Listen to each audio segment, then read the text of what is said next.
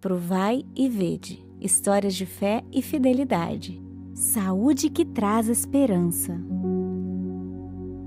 Meu nome é Carlos Zárate, sou o diretor espiritual desta instituição. Somos 6 pastores e uma capelã. Nosso trabalho é ser o apoio espiritual e emocional, não somente dos pacientes, que é o principal objetivo, como também dos nossos colaboradores.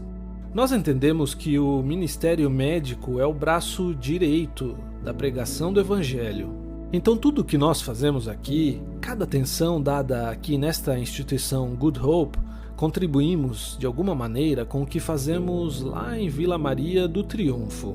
Nós começamos a orar e a buscar um lugar onde poderíamos estender nosso braço social e cumprir a missão como instituição médica. E um dos objetivos que identificamos era justamente atender as crianças de 0 a 14 anos. Portanto, esse trabalho se realizou juntamente com a ADRA.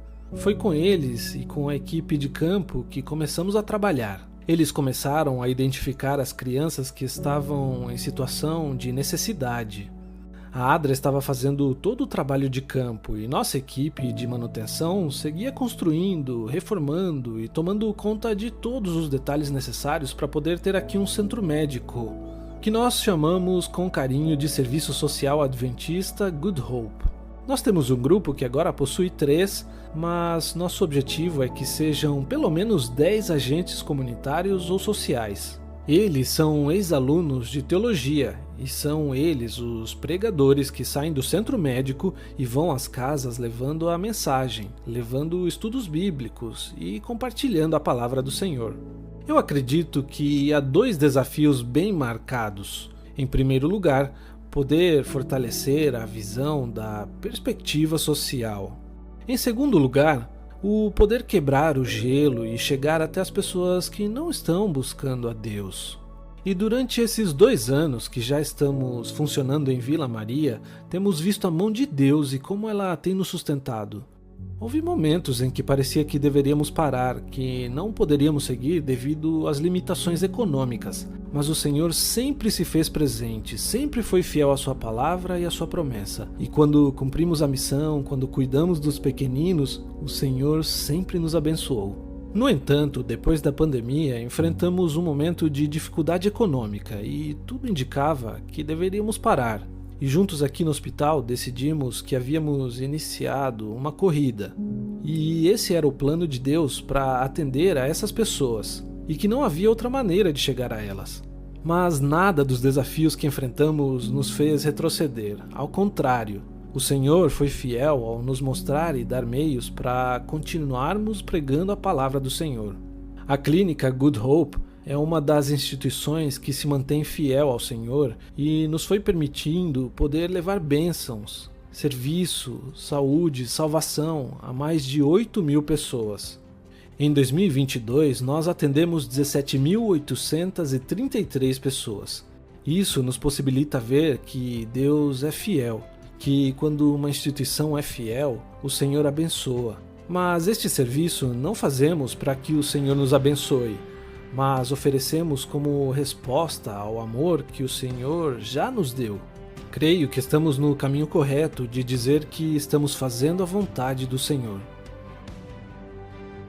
Agora chegou a hora de adorarmos juntos, através dos dízimos e ofertas.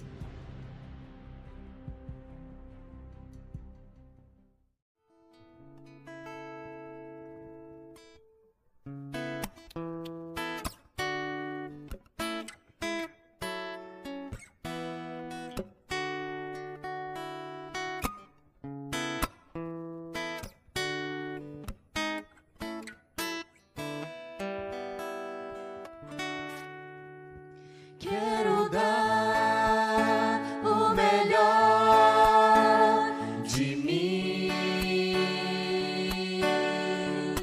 Quero oferecer sacrifício de louvor. Quero ser bem mais do que já sou. Adorador por excelência me tornar. Eu não vou me importar com o que vai acontecer. Eu só quero te exaltar. Tu és a razão do meu viver. Eu não posso me calar. Tenho adoração em meu DNA. Um adorador por excelência. Um adorador por excelência. Um adorador por excelência. Quero ser.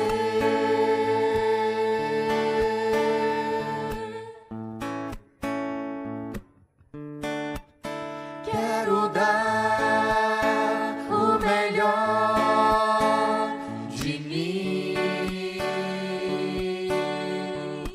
Quero oferecer sacrifício de louvor. Quero ser bem mais do que já sou. Adorador por excelência me tornar. Eu não vou me importar com o que vai acontecer. Eu só quero te exaltar. Tu és a razão do meu viver. Eu não posso me calar. Tenho adoração em meu DNA. Um adorador por excelência. Um adorador por excelência. Um adorador por excelência. Quero ser. Um adorador por excelência. Um adorador por excelência. Um adorador por excelência. Quero ser.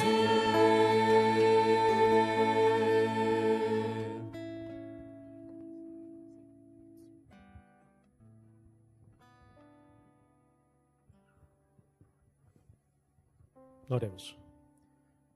Senhor nosso Deus, neste momento elevamos os nossos pensamentos a Ti, Senhor, em atitude de adoração, devolvendo os dízimos e as ofertas, Senhor. Toma-nos em Teus braços de amor. Que o nosso coração, Senhor, seja verdadeiramente motivado pelo poder do Teu Espírito Santo, para que tudo que a gente venha fazer por palavras, por pensamentos e por atos, seja para a honra e glória do Teu santo nome. Em nome de Cristo Jesus. Amém.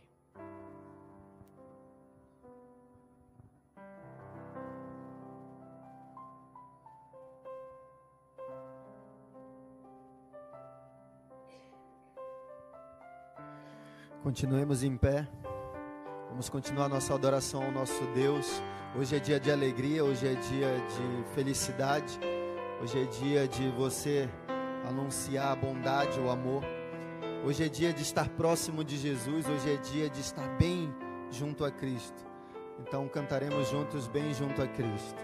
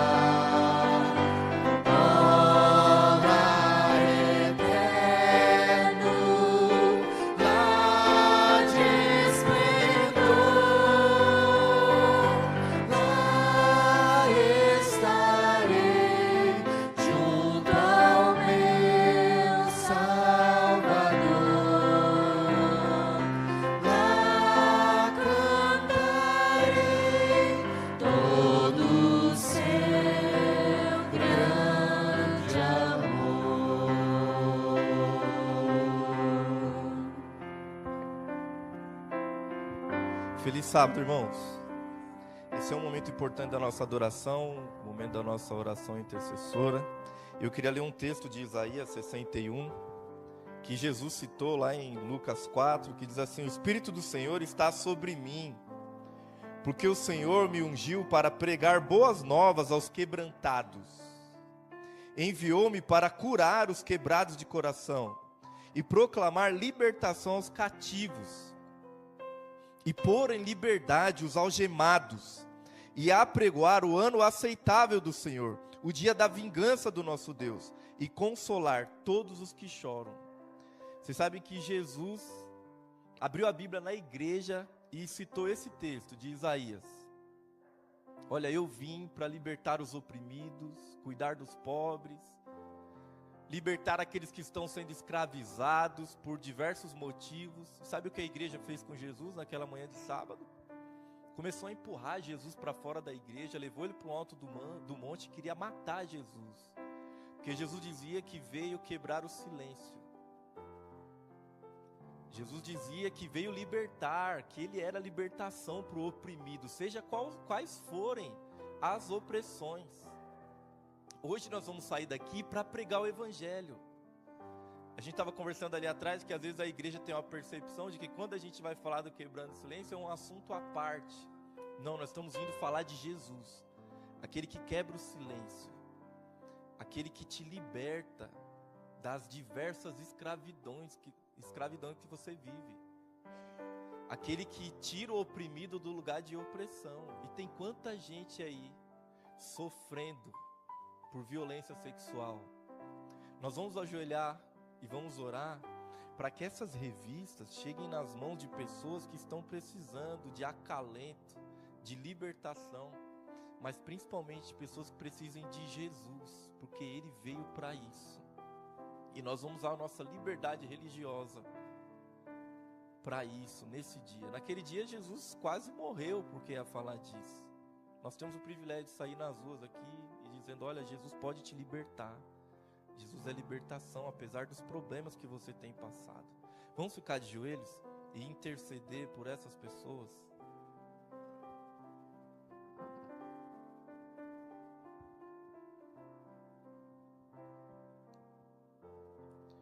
Querido Deus, Deus que é Pai, Deus que cuida, Deus que protege, nós estamos aqui de joelhos na Tua presença para interceder por um grupo especial de pessoas, as quais muitos de nós aqui fazemos parte também.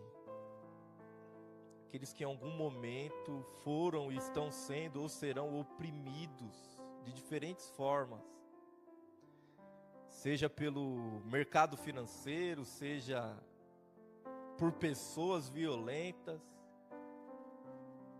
O texto diz que Jesus ele vem para tirar a gente da escravidão. Ele vem para tirar a gente das nossas algemas, seja quais forem. E nós estamos aqui de joelhos gratos, porque o Senhor tem feito esse trabalho na nossa vida, na vida de cada pessoa que está aqui de joelhos. Cada um de nós tem os seus desafios, os seus traumas. E nós vamos sair daqui hoje para pregar o seu evangelho. Para dizer para as pessoas, olha, se você tem sofrido ou já sofreu abusos sexuais, existe um Jesus que pode te acolher, que pode te amparar, te dar segurança, que pode tratar dos seus traumas. Nos ajuda, Deus, a entregar essas revistas nas mãos de pessoas guiadas pelo Seu Santo Espírito, que essas revistas possam fazer sentido na cabeça delas e que principalmente elas se encontrem com Jesus. Mas para que essas pessoas se encontrem com Jesus, nós precisamos sair daqui dispostos a sermos usados por Jesus. Então, por favor, nos ajuda nessa tarefa e prepara os corações, em nome de Jesus que pedimos e agradecemos. Amém.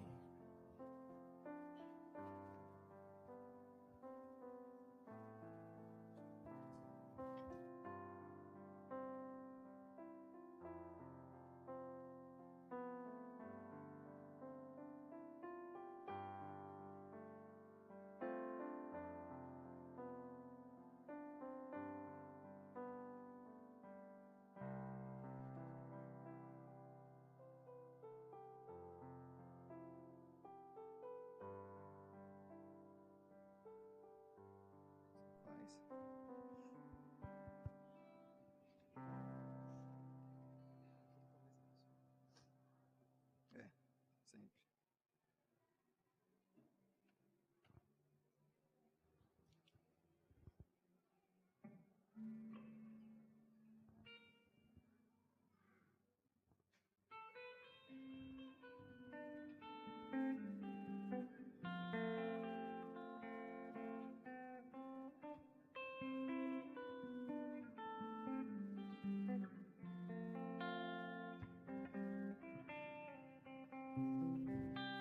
Este mundo em crise está,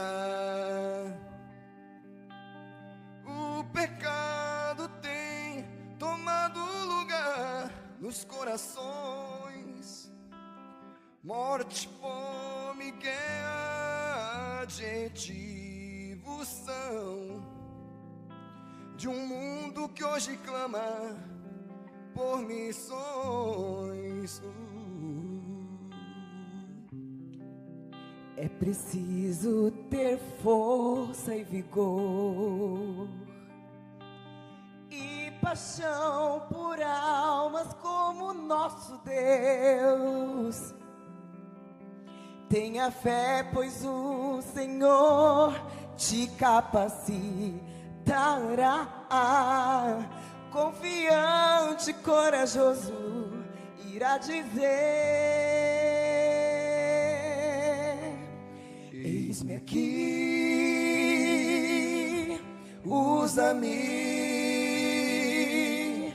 quero ser um instrumento em suas mãos. Eis-me aqui, envia-me, derrama assim sobre mim tua unção, ó Senhor.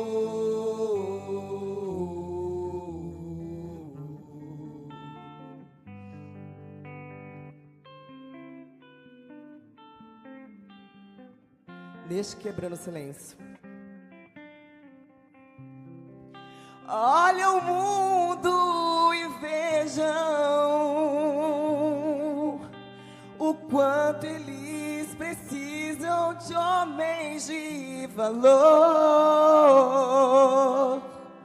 para anunciarem Cristo como o Salvador pelos campos verdejantes com amor.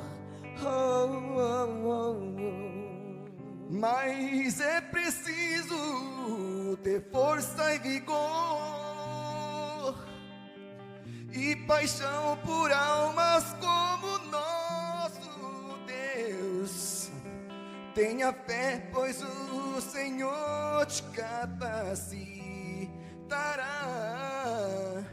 Confiante, corajoso, irás dizer: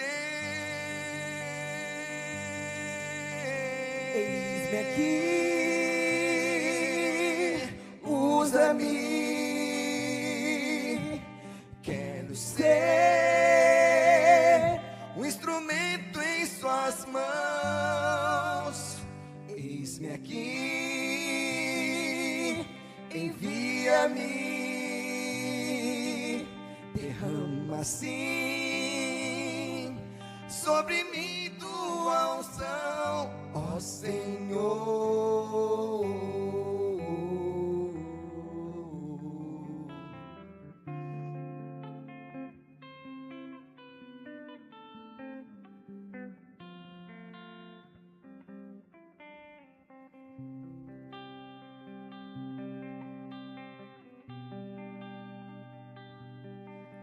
Este é o momento que temos para falar, que temos para pregar.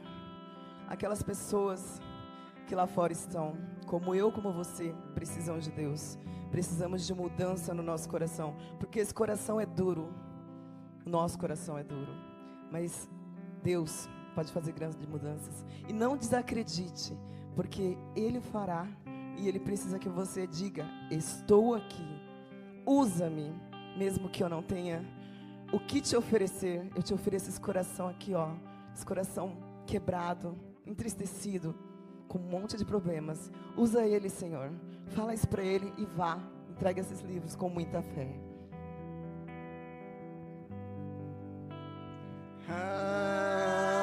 Eis-me aqui, usa-me, eu quero ser um instrumento em suas mãos. Eis-me aqui, envia-me, derrama assim sobre mim tua unção, ó Senhor.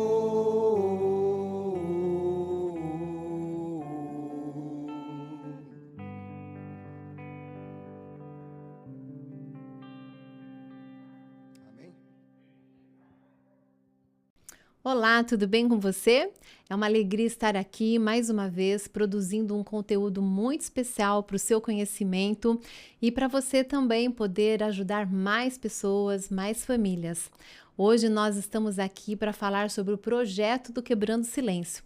Esse projeto ele já existe há 22 anos e tem feito a diferença na vida de muitas pessoas. O projeto do Quebrando Silêncio é um projeto educativo, é um projeto também preventivo. E cada vez que chega o mês de agosto, que é o mês onde nós damos a ênfase maior a este projeto, eu fico muito feliz e muito agradecida a Deus por poder vestir essa camiseta do projeto Quebrando Silêncio e poder falar da melhor forma possível para que mais pessoas entendam sobre a violência doméstica. Esse é o tema do projeto Quebrando Silêncio. Violência contra a mulher, contra as crianças, contra idosos. Cada ano a gente quebra o silêncio de acordo com um assunto que muitas vezes nós não gostamos de falar, são assuntos difíceis de serem vividos, vivenciados, e nós fazemos questão de falarmos da melhor forma possível. Este ano em especial, nós estaremos falando sobre o abuso infantil. Nós sabemos que todas as crianças têm o direito de serem felizes, de estarem seguras dentro das casas delas. E não é isso que acontece muitas vezes. Então, hoje nós estamos aqui para falarmos sobre isso. O tema da campanha do projeto Quebrando do Silêncio esse ano é sobre a infância ameaçada. Então, é sobre isso que foram escritos todos os temas da nossa revista de 2024. E nós vamos, então, estar conversando aqui neste momento com pessoas muito especiais, que eu já agradeço muito por vocês terem aceitado o convite, de estarem aqui comigo para que a gente possa conversar, levando mais informações à igreja, às famílias, aos pais, que esse é o nosso objetivo dentro do projeto Quebrando Silêncio. Então, antes da gente começar a fazer as perguntas e a gente começar a conversar sobre o tema, eu gostaria que cada um pudesse se apresentar, tá bom? Podemos começar com você, Lu? Podemos. Meu nome é Luciana Balco e eu sou psicóloga clínica, sou especialista em traumas psicológicos, terapia cognitivo-comportamental e especializando em neurociências. E na atuação, especialmente na terapia de traumas, a gente tem atendido muita demanda do conteúdo que a gente está trabalhando no Quebrando Silêncio esse ano. Dr. Pablo. Oi, obrigado pelo convite. É sempre uma responsabilidade trazer um argentino para conversar. vamos deixar isso claro aí. Mas eu tô me ajeitando aqui ao ambiente brasileiro. Eu fiz medicina na Argentina, fiz psiquiatria na Argentina, me especializei em Buenos Aires. E aqui no Brasil fiz uma pós-graduação em psiquiatria e outra em família, em medicina de família e comunidade. E aí eu trabalhei 6 anos no posto de saúde e tive que tratar muita criança pequenininha, mães. Então, alguma experiência a gente pode trazer para hoje também. Que bênção. Muito obrigada, viu? Doutora Joyce. Olá, sou Joyce, sou advogada da Igreja Adventista já há 13 anos e ajudo a Igreja Adventista no combate, à violência contra a criança e adolescente. É um tema muito importante, de muita relevância, porque, infelizmente, no Brasil, só até maio desse ano já foram registrados mais de 11 mil casos de abuso sexual contra a criança e adolescente. Então, a conscientização desse assunto é muito importante. Então, é um prazer estar aqui participando com vocês. Obrigada. E olha só, já começou dando uma estatística bombástica, que deixa o nosso coração acelerado, não é verdade? Quando eu ouço isso, eu fico muito angustiada. Mas então vamos começar, a nossa conversa. Eu quero começar com você, Luciana. A pergunta é: o que caracteriza o abuso infantil e quais são os diferentes tipos de abuso? Tá, bom. O abuso infantil ele é caracterizado por práticas, por assim dizer, que são sexualizadas, erotizadas contra a criança. Todo ato libidinoso contra uma criança ou adolescente é um abuso sexual, Então, por exemplo, carícias em partes íntimas, ou às vezes nem precisa ser partes íntimas, Às vezes alguém está acariciando a barriguinha de uma menina, as pernas, de uma maneira que a pessoa que está acariciando se sente excitado com aquilo, isso já vai caracterizando um abuso, Exposição de crianças a filmes pornográficos erotizados é abuso. também fazer a criança assistir a masturbação de um adulto ou a um ato sexual de um casal ou de quem quer que seja, tudo isso é caracterizado como abuso sexual. Então, eu vou contar uma experiência rapidamente. Uma vez, eu tratei uma criança de 4 anos que tinha alguns comportamentos disruptivos, disfuncionais, e conversando com a criança, falando sobre esse tema, porque eu já desconfiava que tinha alguma coisa desse tipo, eu li um livro com ela de educação sexual e ela fez uma menção de algo que eu falei, essa menina está assistindo o relacionamento sexual dos pais.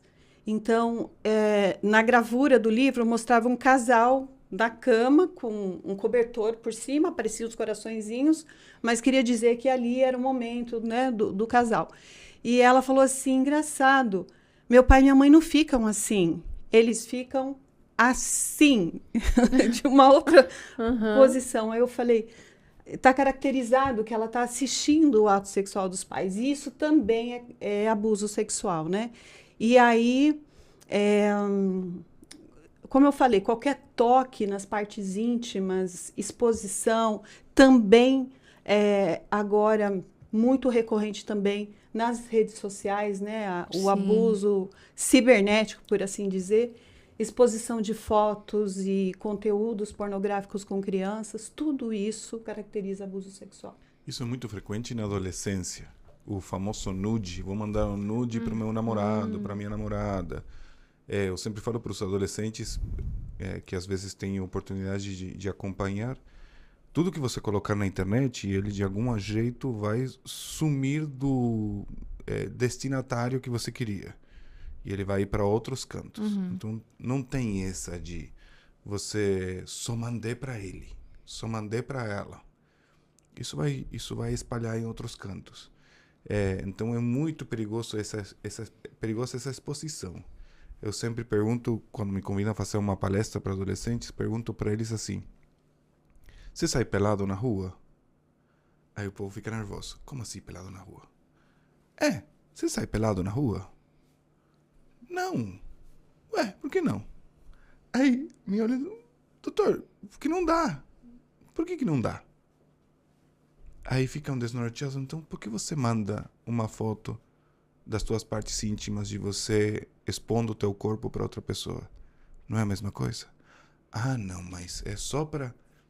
Certeza que é só? Então, a gente tem certos limites sociais coerentes que a gente não respeita.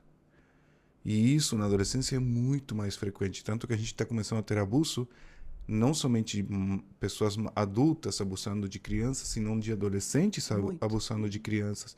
De crianças abusando de crianças. Mas tem uma idade normal. Entre os 3 e os 6 anos de curiosidade, de querer ver. Sim, tudo bem. Mas isso significa que eu tenho que deixar isso acontecer? Isso significa que os pais não têm que estar atentos a onde estão os filhos, o que eles estão fazendo, de que estão brincando. Vamos brincar de papai e mamãe, de doutor, de doutora. Então, são coisas que a gente tem que prestar atenção porque entram dentro da categoria de abuso sexual e é muito importante. Eu fico pensando, né, o quanto que precisa ser acesa, né, a luzinha de alerta dentro das casas, dentro das famílias, na verdade, porque às vezes os pais trabalham tanto, naquela correria, né, não param para perceber o que está acontecendo, não é?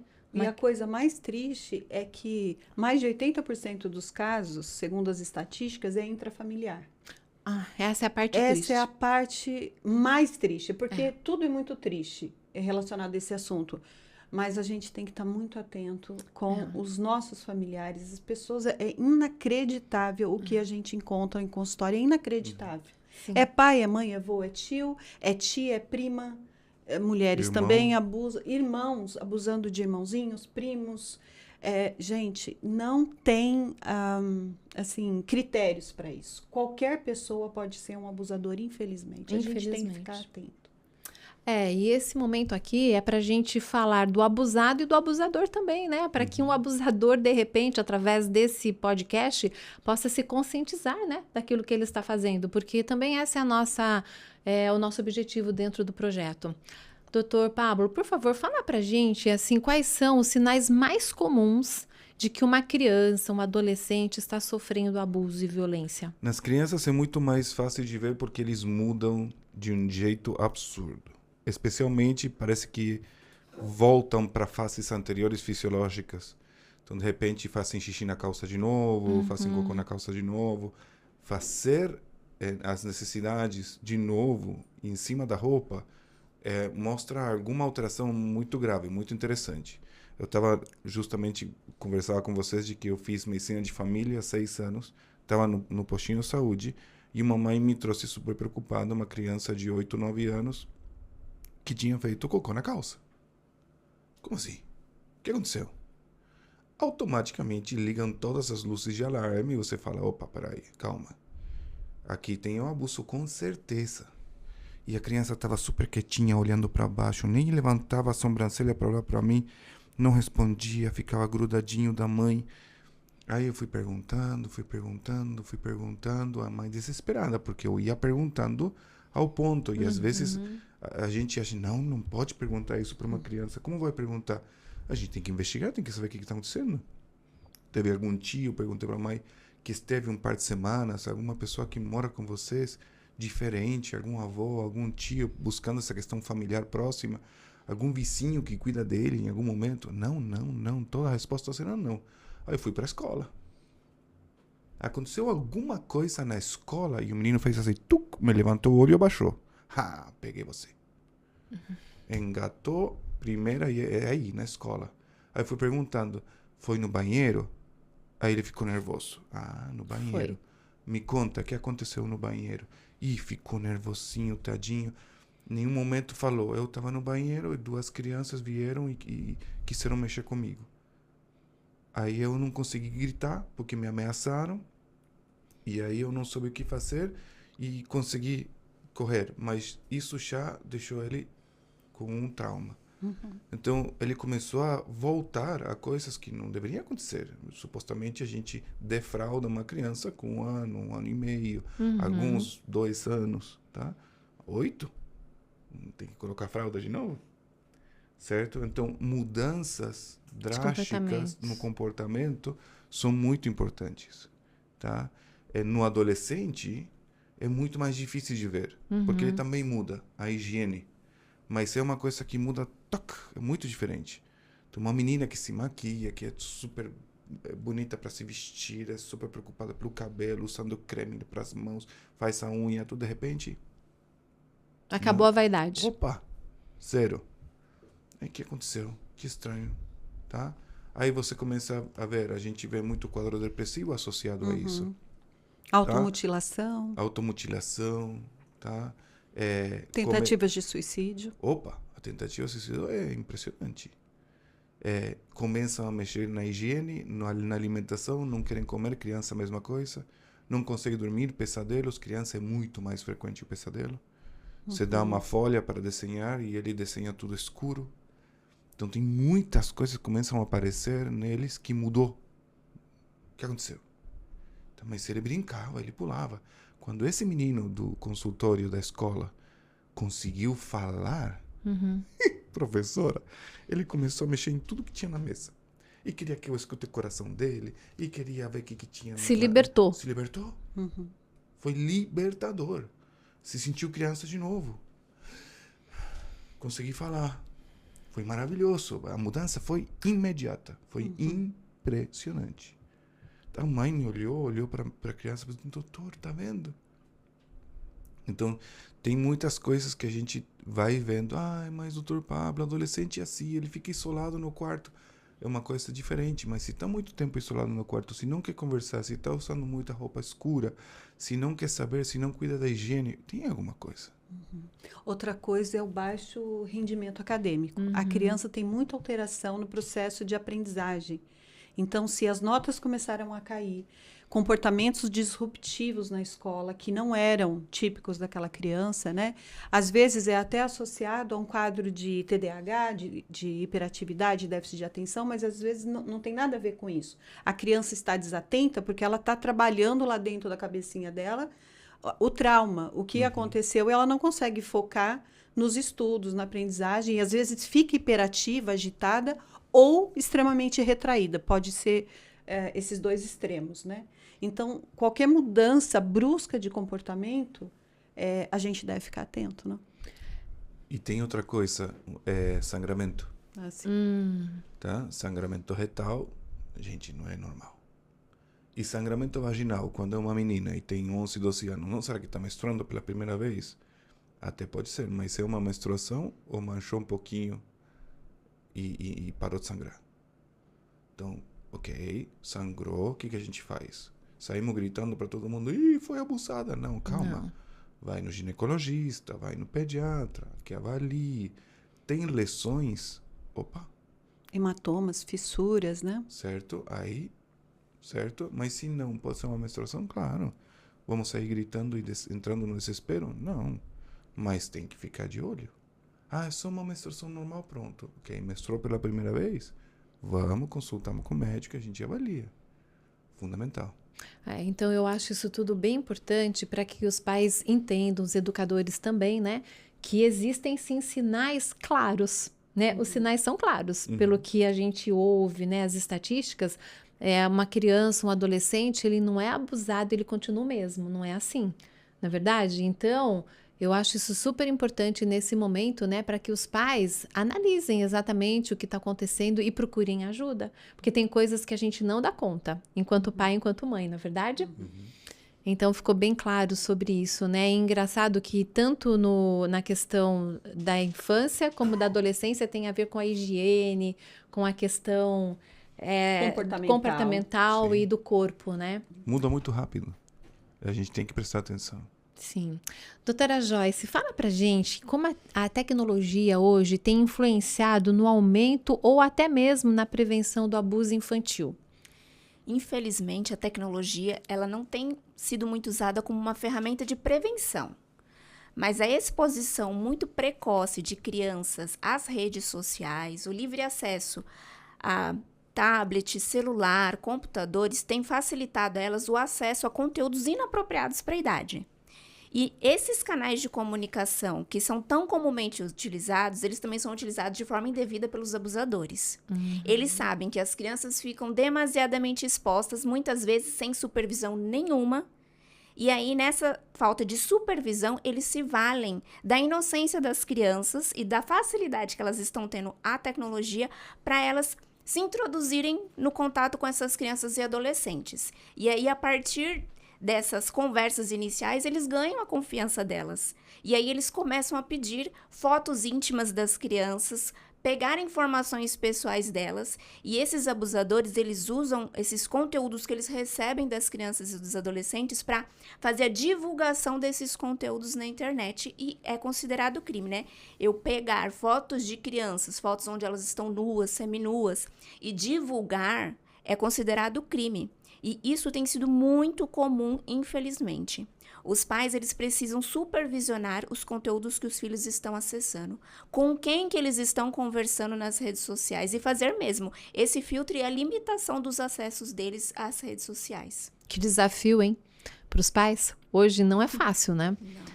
Na Europa tem alguns estudos, me pediram uma vez para fazer uma palestra sobre pornografia, que falam que o uso de pornografia começa com 6 anos já. 6 anos de idade. Uso frequente. E as meninas estão usando cada vez mais. E o uso da pornografia leva automaticamente a querer explorar a sexualidade de uma maneira inadequada. Além de fantasiosa, errada. Pervertida. Então a gente tem que controlar muito o que as crianças assistem, como elas assistem. Mas essas pessoas conhecem muito bem quem está longe dos pais. Eles vão pescando, vão olhando. Tá conversando muito comigo, não tem nenhum pai travando isso aqui. Opa, é uma boa vítima. Então isso é fundamental, é muito, muito complexo. Eles estudam, né? A criança, né? E daí, com certeza, é uma presa fácil, infelizmente, não é? Por isso que há uma orientação, se eu não me engano, do próprio Bill Gates. Ele mesmo não deixava os filhos dele terem acesso livre aos computadores, aos dispositivos eletrônicos. Era sempre no ambiente onde todo mundo circulava, os pais, os irmãos, os outros, né, os filhos, todos. Então, isso eu acho que é um cuidado bem interessante que toda família deveria ter, né? Nada de celular, dispositivos eletrônicos em quartos, em ambientes muito escondidos ou que não é compartilhado com o restante da família, né? Uma dica muito boa. A gente acha quase impossível hoje, né, tirar o celular de um adolescente, né? Ele não ir para o quarto com o celular, mas eu acho isso super importante. E a gente está aqui para isso, né? Para falar sobre esse perigo que é o celular, que é a tecnologia, não é verdade? Agora, doutor Pablo, a questão emocional, o impacto, né, emocional e psicológico do abuso infantil, tanto a curto quanto a longo prazo. Nós sabemos que o estrago é grande, não é? A curto prazo são as crises de ansiedade, a alteração do sono, os quadros fisiológicos que a gente já viu, a alteração do comportamento, a automutilação. Mas a gente começa a ter quadros depressivos crônicos. E muitas vezes a criança ela não entende o que está acontecendo, mas sabe que não está certo. E se é uma criança educada, ela sabe muito bem que não está certo. Mas tem uma constante, Luciana, eu acho que você vê a mesma coisa. Tem uma constante de o abusador deixar com muita culpa o abusado, a vítima. A vítima tem certeza absoluta que ela tem culpa do que aconteceu. Sim. Há toda uma manipulação para isso. É impressionante. Então isso muitas vezes se sustenta por muito tempo até que essa criança vira adolescente e cobra essa coragem para poder lidar com isso.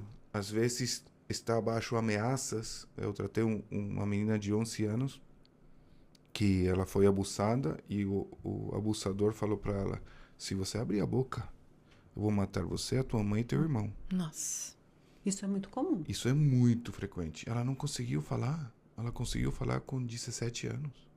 Guardou por 6 anos. Então, agora, não tem estatística disso ainda, tá? Mas é uma observação clínica minha, pessoal. Na pandemia, o que aconteceu? Por muito tempo ficaram dentro do mesmo local abusadores e abusados.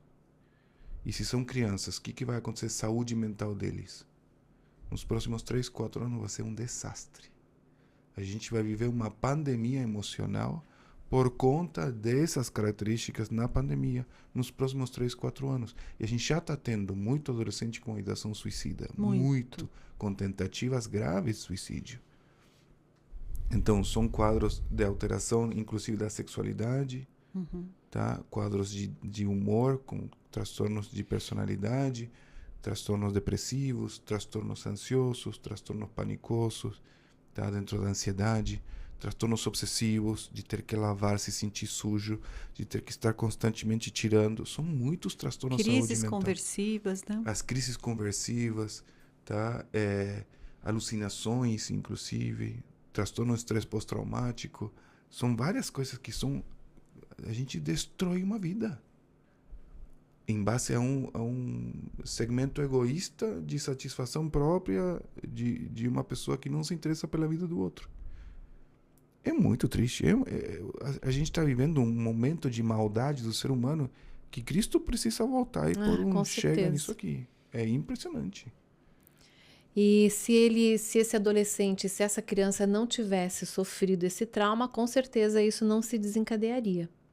Vamos lá. É isso que às vezes eu fico pensando, sabe? Se existe já uma predisposição para isso, ou se daí existindo essa predisposição, e se ela não foi afetada, né, o emocional, o psicológico dela, então ela iria seguir a vida dela tranquila.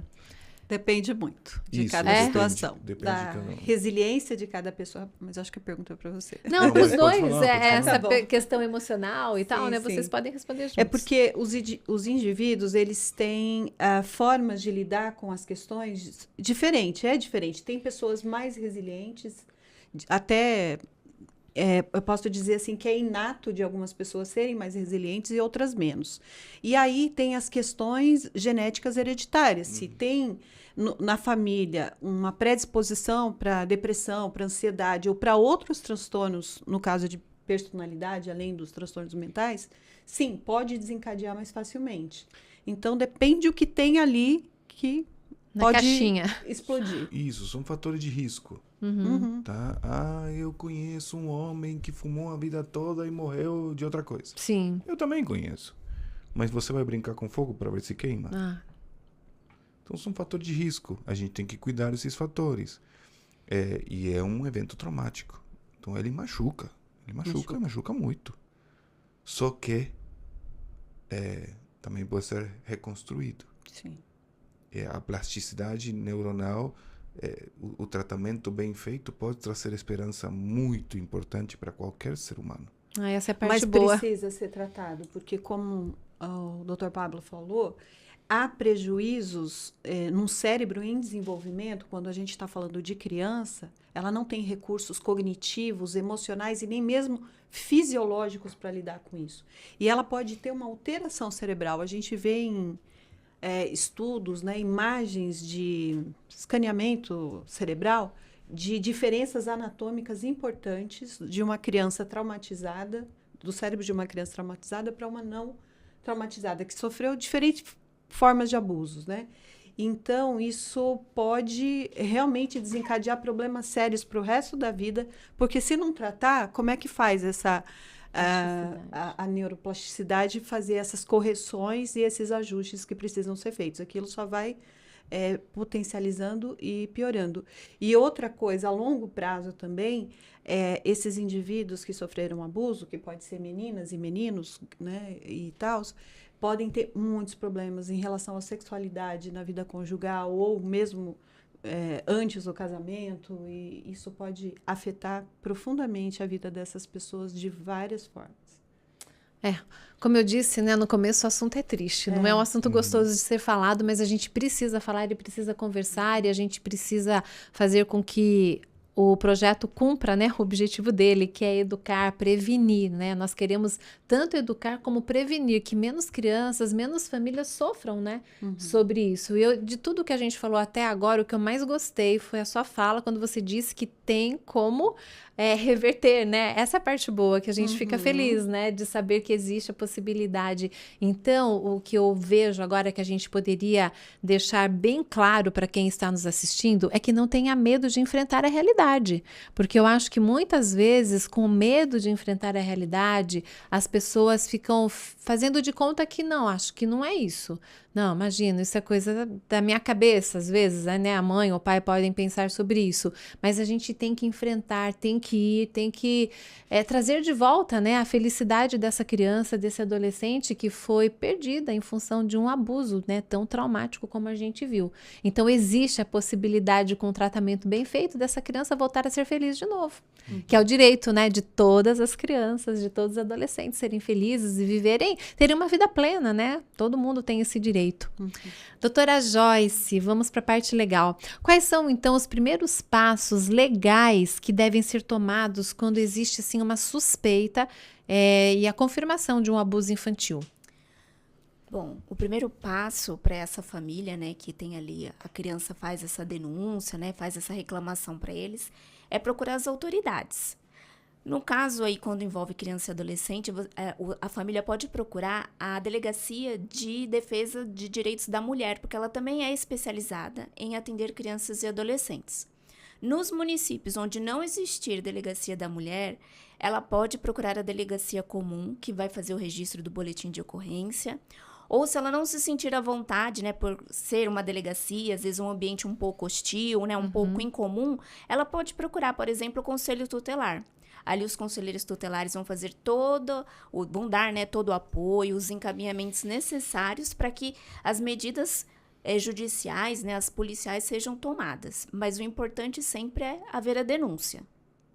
Tem também o Disque 100, né? Também, que é um mecanismo que foi feito pela Secretaria de Direitos Humanos e Cidadania com o objetivo de incentivar a denúncia. É importante ressaltar que, caso você tem uma suspeita, né, de abuso, seja ele abuso sexual ou qualquer outro tipo de abuso contra criança e adolescente, e você não quiser se identificar, você pode fazer denúncias anônimas, tanto pelo Disque 100 ou até mesmo no Conselho Tutelar ou na polícia. Você vai identificar ali a possível vítima, o endereço dela, mas você não precisa falar o seu nome nem as suas informações. Isso é importante, né, o pessoal saber, porque às vezes eles ficam com medo exatamente disso, né? Então é totalmente seguro, totalmente anônimo. Sim. E a gente precisa dessas linhas, né, de contato, porque às vezes a gente não sabe para onde ir. Nem todo mundo vai direto para um psiquiatra, para um psicólogo, não é verdade? Às vezes as pessoas não têm esse acesso. É um acesso difícil, né? Às vezes limitado para a população, mas existem então assim as delegacias, né, que estão preparados para acolherem. E a gente precisa só fazer o quê? Denunciar, né? E nem só a família, cabe à família fazer a denúncia, né? Sim. Muitas vezes é a família que está perpetrando a violência contra a criança ou adolescente. Então, às vezes pode ser a direção da escola, ou mesmo qualquer cidadão que suspeite e tenha bases para suspeitar, pode fazer essa denúncia, porque nós somos responsáveis por todas as crianças e adolescentes da comunidade onde vivemos. Então, qualquer pessoa que tenha uma suspeita justificável, né, que demande investigação e possa ser comprovado, pode fazer a denúncia. Sim. É uma responsabilidade de todo cidadão, né? O Estatuto da Criança e do Adolescente, a Constituição, ele fala que é dever de todos zelar pela integridade física, mental e moral de todas as crianças e adolescentes. Então, não é uma responsabilidade unicamente dos pais, mas é nossa como cidadão. O problema é justamente quando a família está involucrada e não quer saber de informar. E acontece paciente. muito. Que vergonha, que exposição para a família. E quando se trata de líderes da igreja, piorou. Líderes religiosos ou membros, eu estou lidando com uma situação que o avô, que é ancião de uma igreja, perpetrou esse abuso na neta muito tempo, e aí aquela vergonha, aquele escândalo, ninguém quer falar, e é um caos. E aquela vítima fica ali se revitimizando, né, porque ela é desacreditada, ela conta, e as pessoas desacreditam dela, porque é fulano de tal, olha de quem você está falando, olha quem você está acusando. E aí acontece o que a gente chama na terapia do trauma de revitimização, né? Que a pessoa continua sendo vítima porque agora ela é desacreditada do próprio abuso que ela sofreu, né? Então isso é muito cruel, mas é muito comum. Isso é devastador, né? A pessoa fica muito mal, porque ela aguentou, por exemplo, essa menina que esperou 6 anos para contar. Aguentou 6 anos com esse sapo no meio da garganta. Conseguiu jogar para fora. A mãe falou, não, mas agora, escuta, a gente não pode fazer isso. A gente não vai falar isso do teu pai, do teu tio, do teu irmão. Deixa quieto, fica quieta. Não vou, esquece. Você vai destruir a família. Aí a pessoa coloca a culpa na vítima de novo. E tô cansada de ver isso, gente. Isso é muito recorrente. Com certeza você fez alguma coisa para provocar. Tadinho. Brincadeira. Mas é muito frequente. Esse caso que eu estou acompanhando, que é de um líder de igreja, por exemplo, quando ela, depois de muitos anos, ela sofreu esse abuso na infância por muitos anos. Aí, quando se tornou adolescente, que ela resolveu contar, virou um escândalo, lógico. E aí, era o avô, né, que perpetrou o abuso. A mãe falava, mas você não pode fazer isso contra o meu pai. Agora é o pai da mãe que é o problema, né? E aí os outros filhos desse avô se colocaram contra a vítima, a adolescente, e aí teve uma ação judicial, um processo tal, que o pai da vítima ajudou a vítima a fazer a denúncia, porque a mãe não queria. Imagina, né, a confusão que fica. E aí os filhos se uniram para pagar os melhores advogados para proteger quem? O abusador. Já pensou? Você imagina ela no meu consultório, aos prantos, falando, eu não acredito, tá todo mundo a favor dele, pagando os melhores advogados que tem, mas melhores mesmos para defender o abusador. E eu tô aqui, nessa situação. E a história muda quando a família toma o controle da situação e fala, não, vamos denunciar, vamos ver quem é o advogado da igreja, vamos conversar. E aí a criança, o adolescente se sente respaldado, se sente com mais fortaleza para poder fazer as coisas acontecer, porque é um trauma constantemente. Alguns falam, não quero mais falar, doutor, me faz mal me lembrar. Mas é um momento que precisa passar pela parte legal, falar tudo de novo para resolver a questão. E uma família que dá suporte é uma bênção. Sim. É impressionante como as crianças e adolescentes deslancham. Eu estou cuidando agora de um menino que sofreu um abuso numa viagem. Organizou uma viagem da igreja, uma viagem missionária, sofreu um abuso. Na hora, todo mundo... bloco protetivo. O menino, eu não precisei melhorar muito mais a medicação, porque ele na hora se sentiu respaldado. Então, teve sim as suas crises, a gente gerenciou um pouquinho de medicação, melhorou, também melhorou muito rápido. Então, isso é fantástico, porque tem uma família que dá suporte, que acolhe, que corre atrás de fazer o que tem que ser feito. Mas é uma realidade que muitas vezes se esconde. Não, isso aqui você não vai falar, não. E é muito triste. Porque eles querem proteger a família, na verdade, mas eles esquecem do sofrimento desse adolescente, dessa criança. Então, a gente está aqui, né, nesse momento para falar, por favor, criem coragem, denuncie, doe a quem doer. Eu penso assim. Porque é só assim que vai diminuir ou parar, né? Quisera que parasse, parasse, né?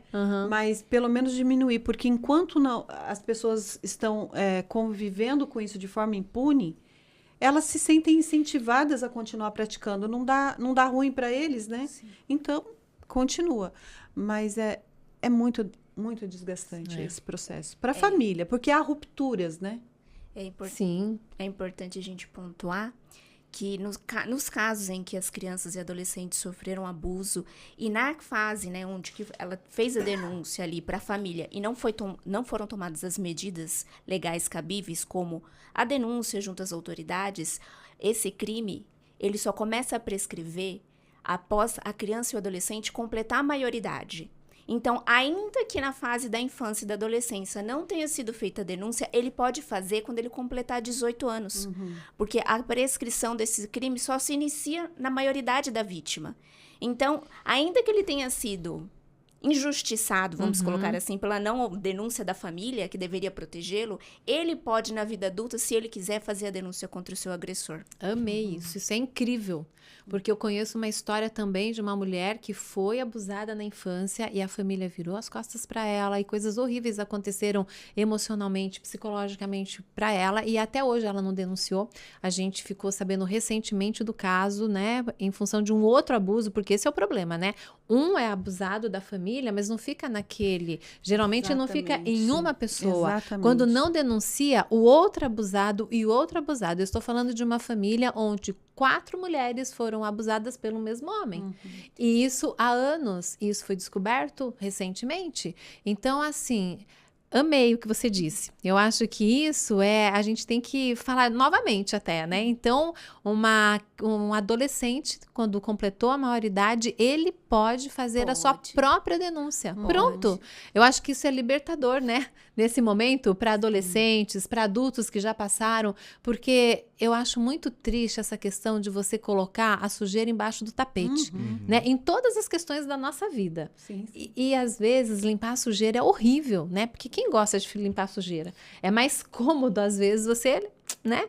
Mas não é isso, né, que a gente quer. E nós estamos aqui exatamente para isso, para dar força para a família que tem uma criança que sofreu abuso, para dar força nesse momento agora, né, após a sua explicação, para um adolescente, para um adulto, não é? Porque a gente não quer colocar a sujeira por baixo do tapete. E eu vou pegar o gancho da Thelma e vou contar uma história aqui. Nós que somos religiosos, nós somos muito incentivados ao perdão.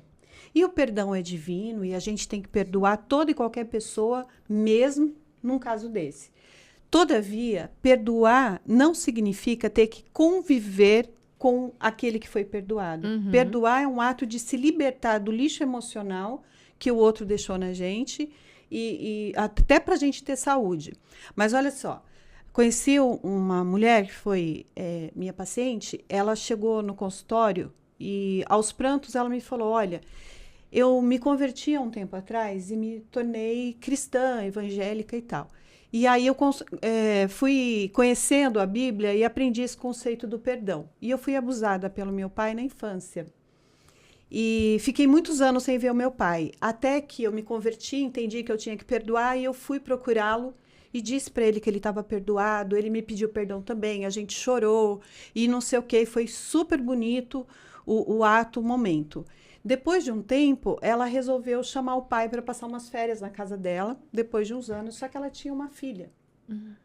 E o que ela veio trazer para mim, naquele dia, era exatamente isso. Ele fez a mesma coisa com a filha dela.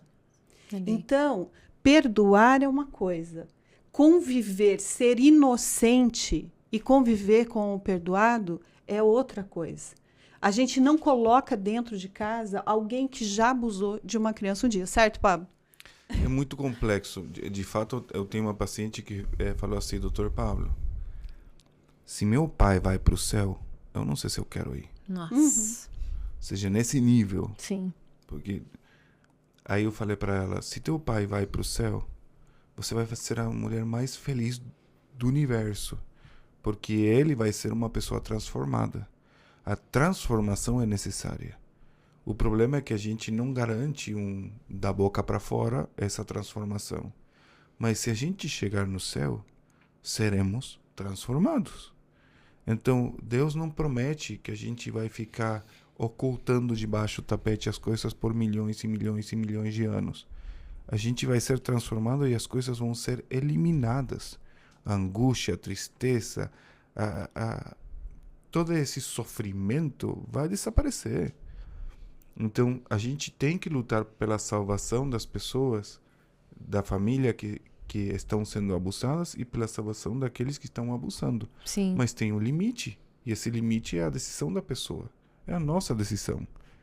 O livre-arbítrio é exatamente para isso, para a gente decidir o que a gente vai fazer, se vamos entregar a nossa vida a Cristo ou não.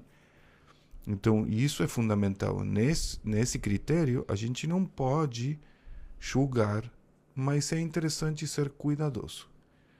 Então, nessas questões onde já tem um abusador que perpetuou muitas coisas por muito tempo, é importante perdoar?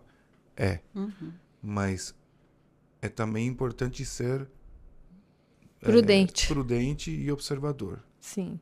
Então, é super importante entender esse contexto, porque assim como pode ser uma questão de abuso, pode ser outra coisa. Todo ser humano é pecador. Ninguém canta de santo. Sim. Tá? A transformação vai ser quando Cristo voltar. Pronto, acabou. É aí, esse é o momento. E até lá, é com essa desgraça que a gente vai. Fato. E o outro também. Então, sem o trabalho do Espírito Santo, que a primeira coisa que ele faz é olha, você fez errado. Nos convence de pecado. Mas não fica aí, nos transforma do pecado. Então, esse é o caminho. Eu posso entender, pequei, fiz errado e pedir perdão. Aí vem a segunda fase, que é a transformação. Até não conseguir entender isso de maneira adequada, eu tenho que ser cuidadoso. Ai, mas você não confia em mim. Confia desconfiando, né? Fazer o quê? Tem que ter cuidado, tem gente. Que ter tem cautela, que ter né? cuidado. Porque não tem como, não é verdade? Porque é exatamente isso, né? Fez com um, tem coragem de fazer com o outro. Então, é muito complicado. Por isso que eu falo, né? Que esse assunto do quebrando o silêncio é um assunto difícil da gente ser falado, complexo. né? Você vai falando, a gente tenta, né? Mas você nunca chega naquele finalmente, né? Que a gente gostaria que o abusador se arrependesse, que a criança voltasse a ter alegria, fosse curada, né? Psicologicamente. É isso que a gente quer, né? Mas nem sempre vai ser assim.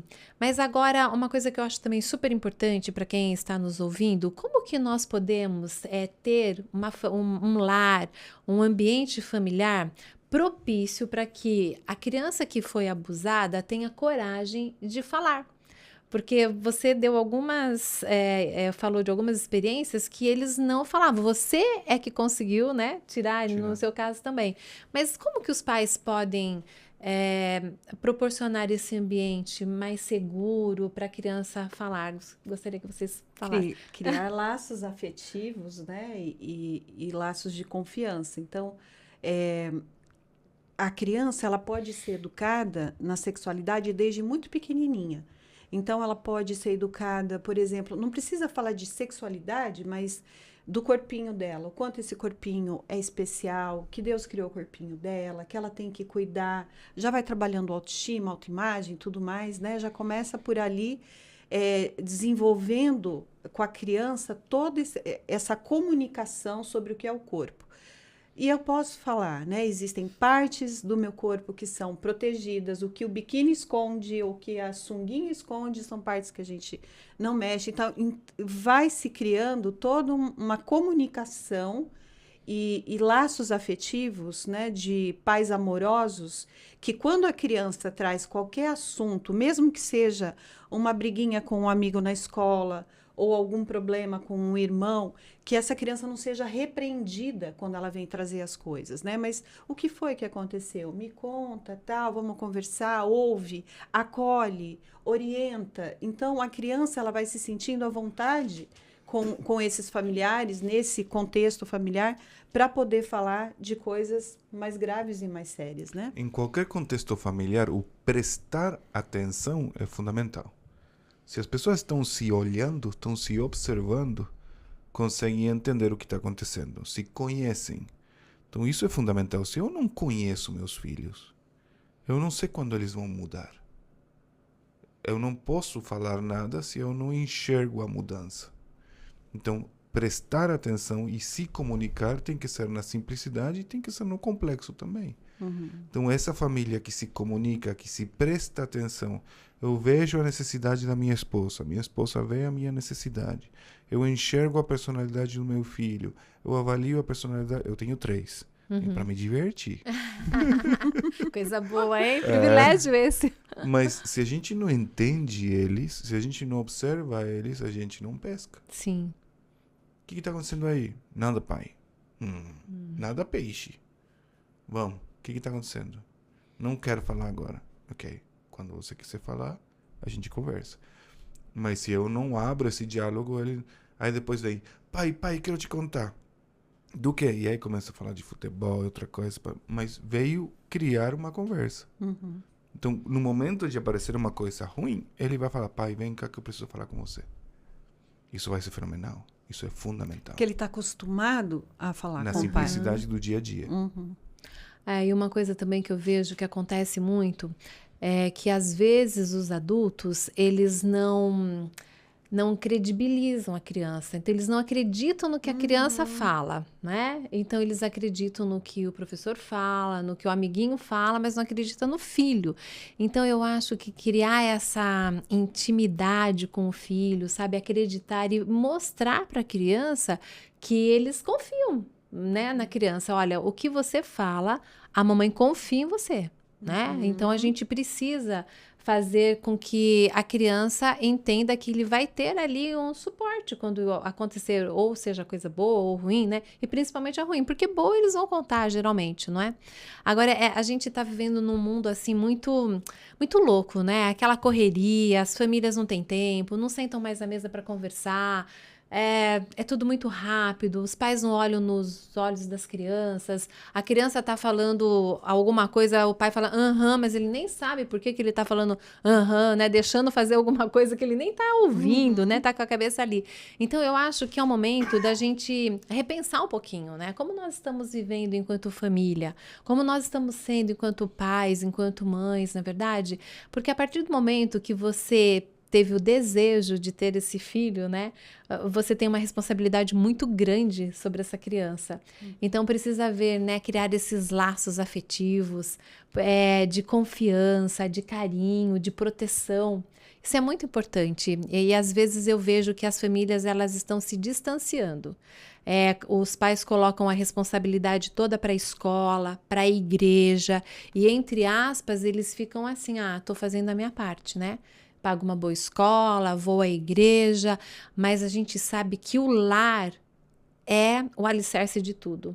E é ali que as crianças vão encontrar o refúgio, não é verdade? E ainda há muito preconceito das famílias em tratar desses assuntos dentro de casa. Assim, a gente vive num mundo de tanta informação, mas ainda é muito preconceito. Tem muitas pessoas que acham que não tem que conversar, que se conversar vai estimular esse assunto, mas é como eu falei, você pode falar de sexualidade sem falar abertamente, você vai falar de proteção ao corpo, tal. Eu achei tão interessante, quando eu estava fazendo a faculdade de psicologia, um dos estágios que eu fiz foi na psicologia escolar, na Escola Americana de Campinas. Posso falar aqui, né, de instituições. E eu achei tão bonito o programa deles. Eles têm um programa de prevenção ao abuso infantil e adolescente. Nenhum funcionário contratado da escola pode começar a atuação da sua função antes de passar pelo treinamento da política de confrontar o abuso, né, de proteção à criança. Eu, como estagiária, eu só pude começar o meu estágio depois que eu passei pelo treinamento. E ali eles explicam vários detalhes, né? As psicólogas escolares reúnem as pessoas que vão começar uma função e fazem todo um treinamento, né? Então, olha a responsabilidade, né, de uma escola de tratar os funcionários, qualquer pessoa que for trabalhar da escola, da limpeza ao professor, ao estagiário, ao pessoal das finanças, todo mundo passa pelo treinamento. E eu acho que isso é um modelo que fica para a igreja, para a escola. Mas, voltando à questão da família, por que a família tem problema de falar sobre isso? Tem muito tabu, né? Muita coisa suja. A gente esquece que Deus criou o sexo. Sim. Satanás transtornou ele. Sim. Mas Deus criou o sexo. O sexo foi um presente de Deus pra gente. Não somente para se procriar, para ter prazer no relacionamento íntimo de um casal. E você alterando isso, você altera a honra do ser humano, a valorização do ser humano. Quando você maltrata sexualmente o outro, você está cosificando o outro. Que é isso muito que a pornografia faz, né? Deixa o outro como se fosse uma coisa. E isso machuca. Eu tive oportunidade de ajudar algumas pessoas que trabalham na área da prostituição e a conversa era sempre igual. Eu quero ser tratada como uma pessoa. Eu quero me sentir valorizada. É uma necessidade básica do ser humano, a valorização, o respeito, a honra. Então a gente tem que poder cuidar a dignidade. Né? E Jesus era muito bom nisso, né? Em resgatar a dignidade dos pecadores, né? Então trabalhar esses assuntos com as crianças é muito importante. É a mesma coisa de você ensinar, por favor, com licença, né? Muito obrigado. Porque a gente pensa nesses detalhes, a gente quer os filhos educados e tal, a gente, né, valoriza tudo isso, mas a gente não pode pular essa parte. Que infelizmente muitos pais pulam mesmo, né? E não falam. E aí as consequências são graves, não é verdade? Quando acontece alguma coisa assim. Doutora Joyce, vamos aqui mais uma vez, né, para as partes legais da justiça. Quais são as dificuldades mais comuns enfrentadas pelas vítimas de abuso no sistema de justiça? Olha, a primeira dificuldade que eles enfrentam, não a criança, né, as famílias ali diante da situação, é a denúncia, porque muitas vezes o agressor, ele é alguém de um grau de parentesco muito próximo. Então, aquela coisa, né, da ruptura familiar, da exposição e, infelizmente, no Brasil, a lentidão em relação aos andamentos de processos de uma maneira geral. Então, nós temos ali uma lentidão quando do processo de investigação que se dá ali do inquérito policial, junto à autoridade policial, e depois a gente tem a lentidão no processo judicial mesmo, que é ali o momento em que o juiz, o promotor, ele vai analisar o caso até que lá na frente o juiz dê a sentença para aquele acusado. Então, infelizmente, é a morosidade que o poder judiciário no nosso país tem. Então, aquela expectativa que é criada sobre a família, sobre a vítima, de que vai ser feita a justiça, mas não tão logo como ele precisa que seja feito. Isso é triste, né? E às vezes desanima também.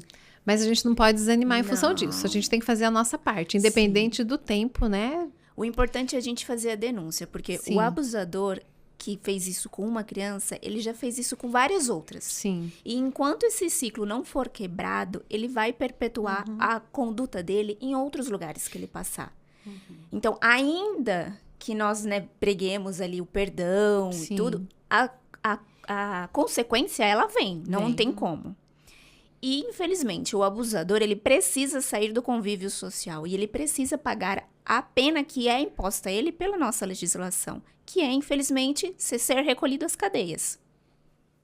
É isso, né? E ponto, não tem o que fazer, né? Não tem como você... Não é uma besteira, não é brincadeira. Sim, é sério. É muito sério. Só que voltamos à questão da pornografia. A pornografia favorece isso. tá? Essa fantasia. Tá? É um lixo absurdo. E aí, o que a gente faz?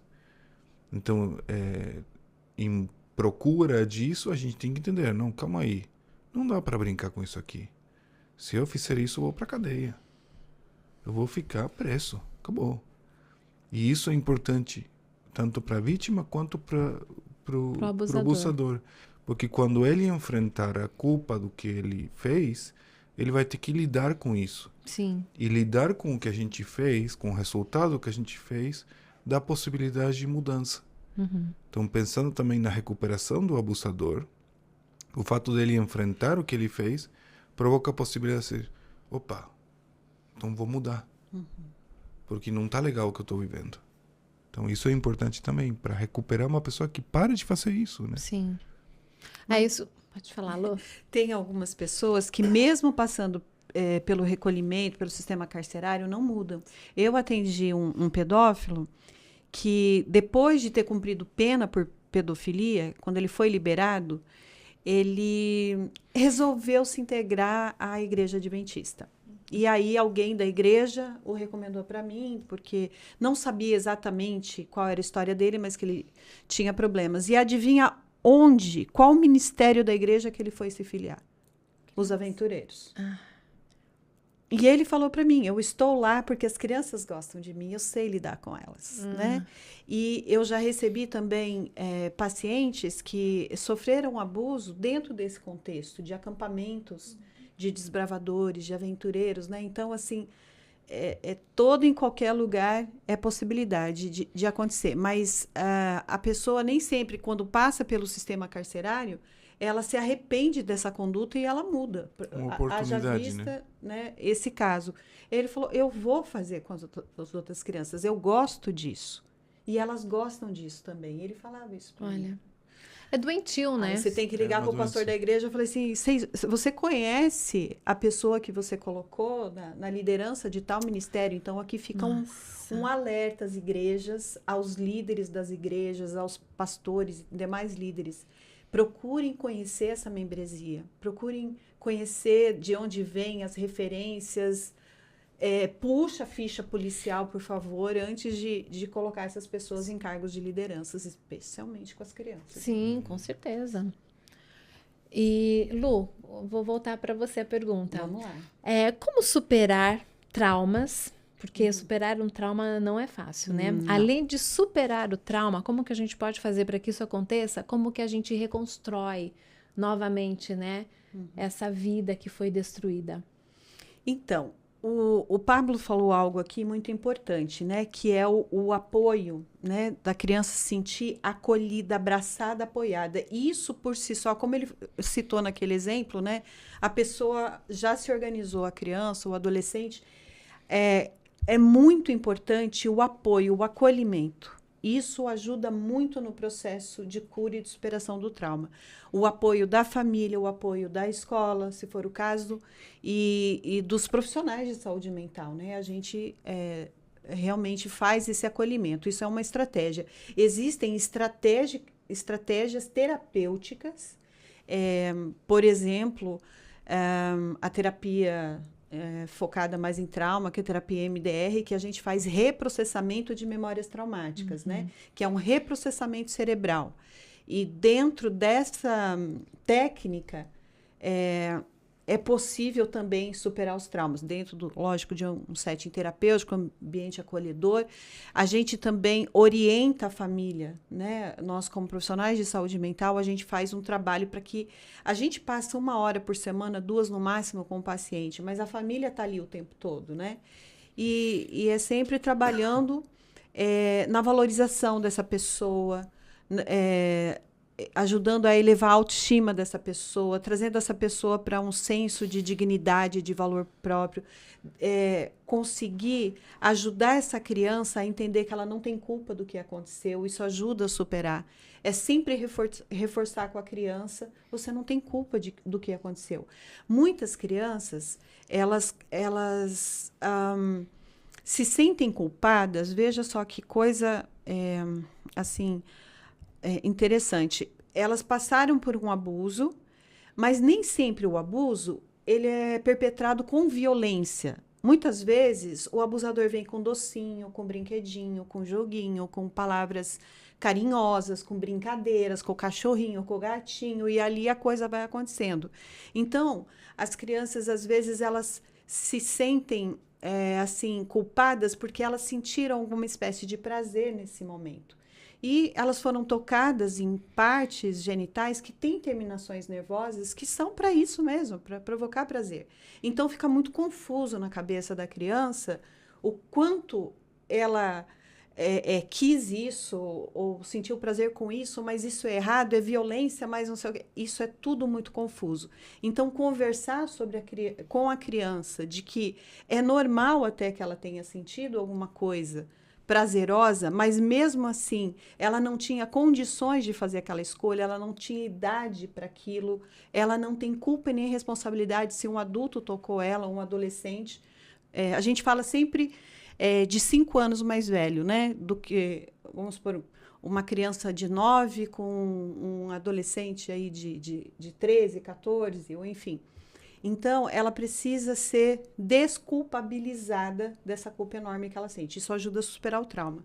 A parte espiritual, falar que Jesus a ama incondicionalmente, independente do que aconteceu, ela tem valor diante de Deus, vai continuar tendo sempre. Então, o pilar espiritual é importante.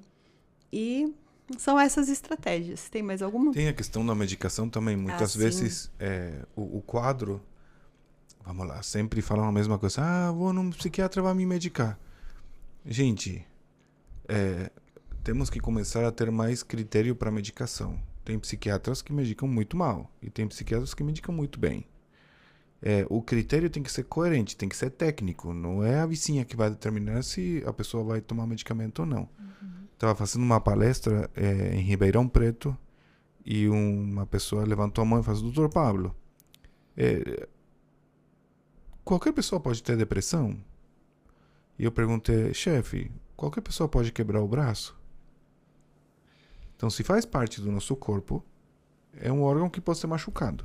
E como a gente acerta as coisas, cicatriza as coisas no cérebro? A terapia, a alimentação, mas também medicação. Tem uma questão química. Faz uma desregulação neuroquímica, então, o abuso, né? A gente precisa tratar isso também de maneira química. Às vezes nem precisa, tá? Sim. E com a terapia vai super bem. Mas muitas vezes precisa, porque está desregulado. E a gente faz isso com remédio. Mas eu achei que uma pessoa me falou que eu posso comer repolho cru e vai dar certo. Tudo bem, você vai comer repolho cru, não tem problema. Mas não vai ser o único remédio.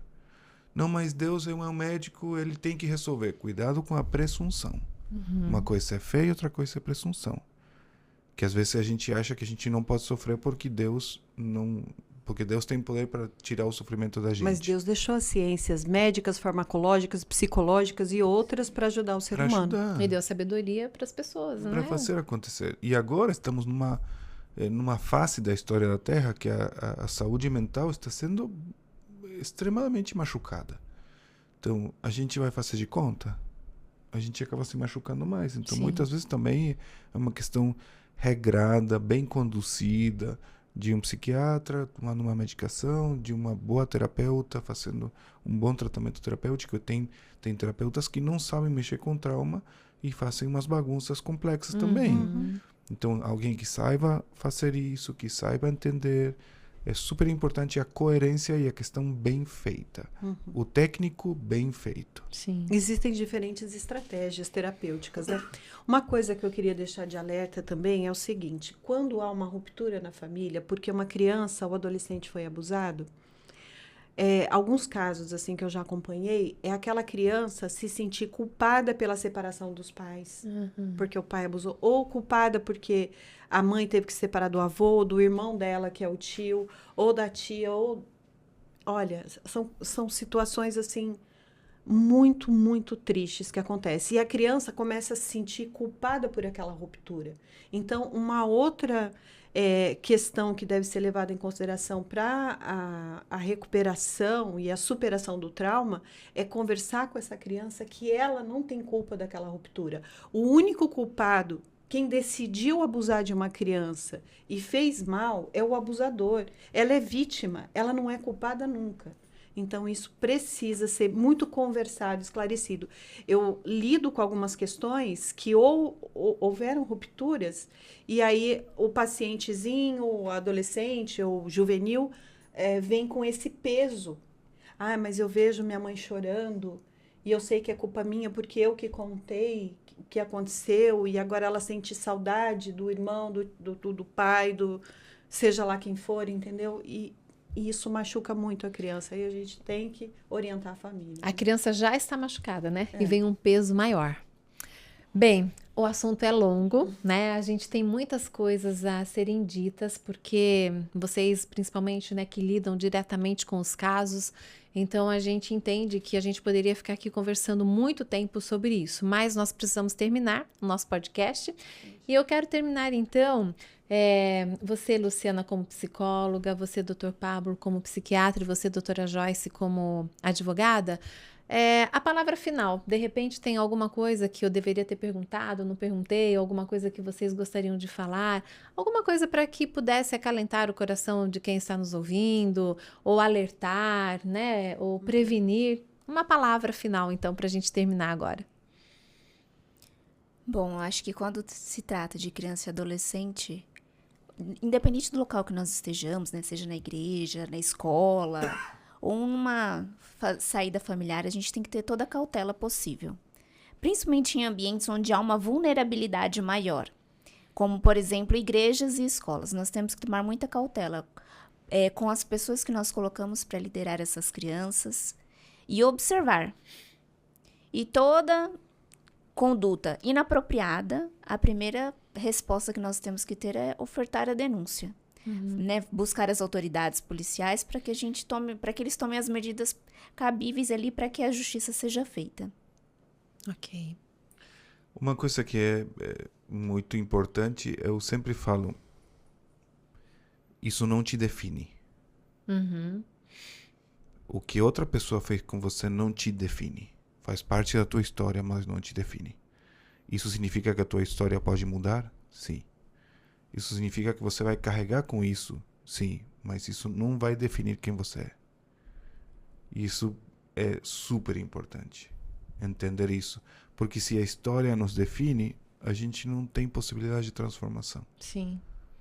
Tá? Então a gente tem que procurar a mudança da nossa história em base a decisões coerentes e possíveis, independente do momento que estivermos. Isso não te define. Muito bom. E a minha mensagem é assim: quebrem o silêncio. Essa é uma situação que a gente, como sociedade, como igreja, como cristãos, sobretudo, nós precisamos estar ao lado do bem e não ao lado do mal. Se a gente denuncia o mal, a gente está cooperando com o bem, para que isso acabe, para que isso diminua, para que justiça seja feita e essas pessoas se sintam desencorajadas de continuar praticando esses atos e, quem sabe, até se arrependam disso e tenham a vida transformada um dia, mas elas precisam encarar o que elas estão fazendo, né? Então, quebrem o silêncio, esse é o nosso apelo, é por isso que estamos aqui, por isso que esse movimento da igreja é tão importante.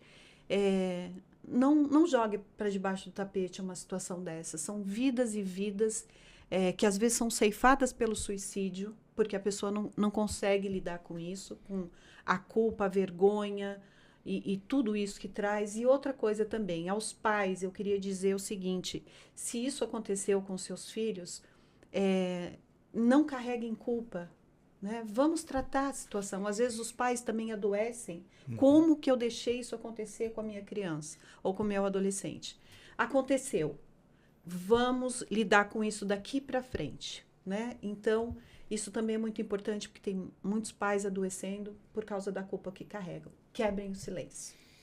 Bom, Vamos quebrar o silêncio juntos, né? É isso que nós queremos nesse ano de 2024.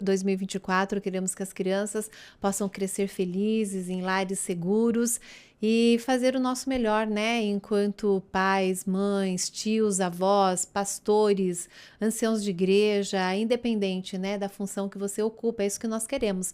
Eu quero aqui de todo meu coração agradecer a vocês por vocês estarem aqui, nos ajudando a fazer esse conteúdo, né, para que chegue ao maior número de pessoas possível, e agradeço muito pelo profissionalismo de cada um, por vocês estarem aqui neste momento. Que Deus abençoe vocês, que vocês continuem ajudando pessoas, tanto abusadas como abusadores, né, porque o nosso projeto, ele não visa apenas olhar para o abusado, mas a gente quer salvar o abusador também, se ele assim desejar, né? Esse é o conceito da justiça restaurativa, né? E que Deus nos abençoe e nos ajude, que a gente possa continuar vestindo essa camiseta, né? Essa camisa do Quebrando Silêncio, e vamos juntos quebrar o silêncio, que é isso que vai fazer a diferença. Aí eu termino o nosso podcast nessa noite, nesse momento, com a palavra de Deus. Salmo 34, no versículo 18, diz assim: o Senhor está perto dos que têm o coração quebrantado e resgata os de espírito oprimido. Então, tenho a certeza que o Senhor sempre vai ter braços abertos, repletos de graça e de misericórdia. O Senhor é maravilhoso, e se nesse momento você está passando por um momento difícil, de dificuldade, tenha certeza que em Deus nós somos mais do que vencedores e que nós podemos tudo naquele que nos fortalece. Que Deus abençoe a todos, e vamos juntos por uma sociedade melhor, por uma infância mais feliz, sem ameaças.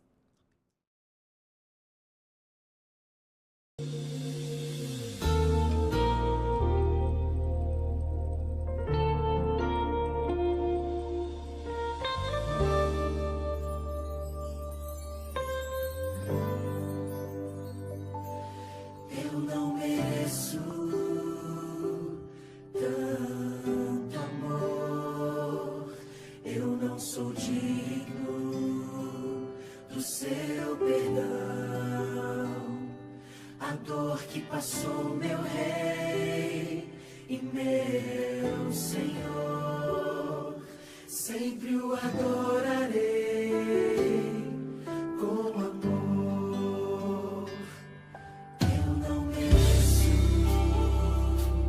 tanto amor, eu não sou digno do seu perdão.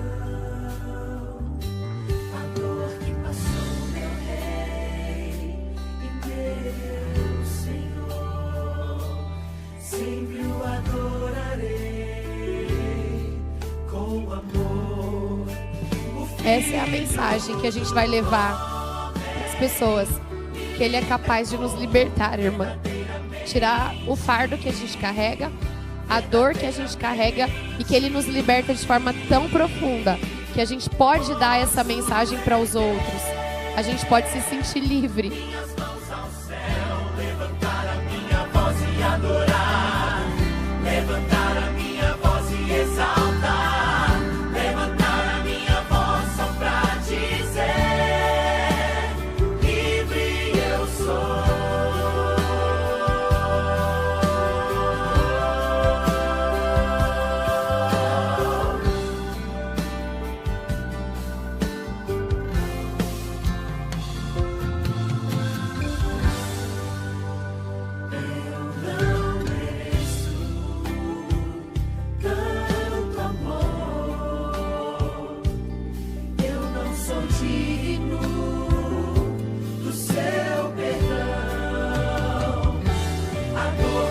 Sou meu Rei e meu Senhor, sempre o adorarei com amor. O Filho do Homem me libertou verdadeiramente, verdadeiramente.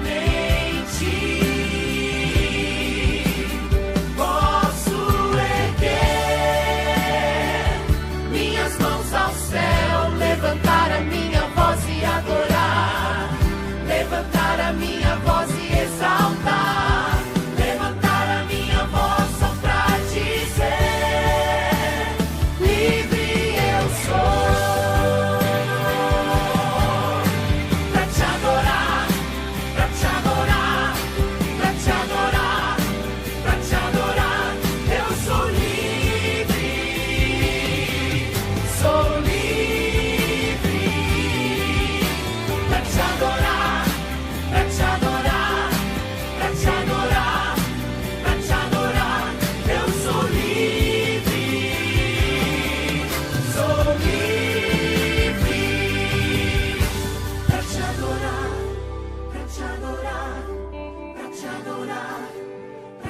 adorar, eu sou livre. Sou livre pra te adorar, pra te adorar, pra te adorar, pra te adorar. Eu sou livre, sou livre pra te adorar, pra te adorar, pra te adorar, pra te adorar. Eu sou livre, sou livre pra te adorar, pra te adorar, pra te adorar, pra te adorar. Eu sou livre, sou